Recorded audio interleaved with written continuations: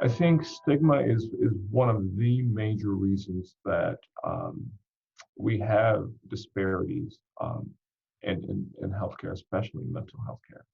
I think some of the more populist attitudes and assumptions around mental health have been longstanding, and they need to be corrected.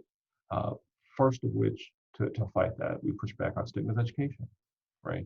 Deliberate education initiatives, um, so that people can receive this information in a different way. I think another way that we push back on stigma is for those of us who have dealt with mental health concerns to speak more openly about it, right? I mean, if people that you know, that you respect, that you're connected to, can say, "Hey, I I have ADHD, and this is how it affected me until I got treatment, and then I got treatment, and this is how it went, and this is what I think now."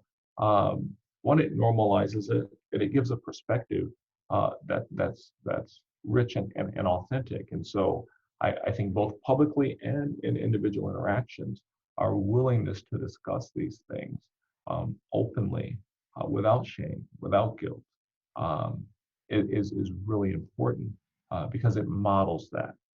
One of the things I have posited to people, and I'll do it here, is stigma is real.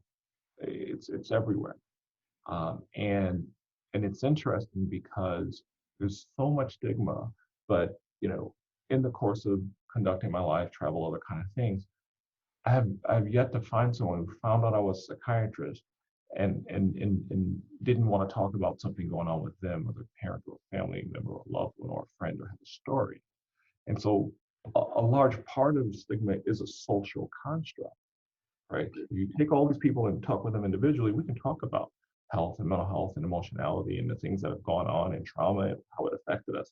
But then you pull us all together, and then there are these perceptions that are created, the distorted perceptions, right?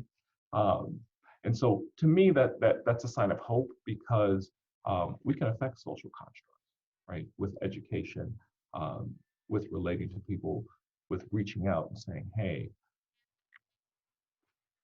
having a health condition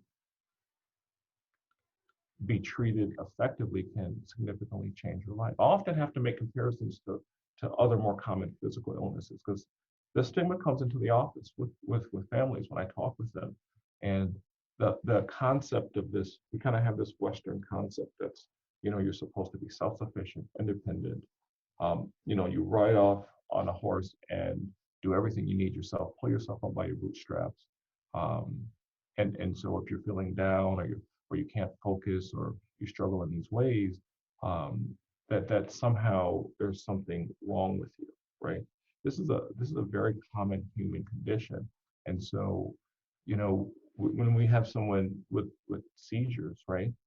We don't look at them and say, "Hey, well, what are you doing wrong with your life? Why are you having, you're having seizures? You can't cope," right? We look at someone with cancer and say, "Hey, you know what? Clearly, you don't know how to handle this life. You ended up with cancer."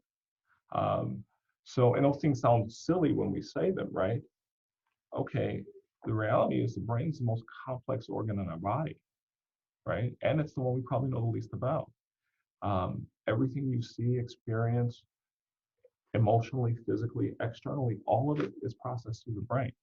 And so the idea that we could have medical conditions as a part of the brain that have nothing to do with your emotional strength, fortitude, or other things is something that we have to explain to people, and share with them. Seizure disorder is a brain disorder. So is ADHD.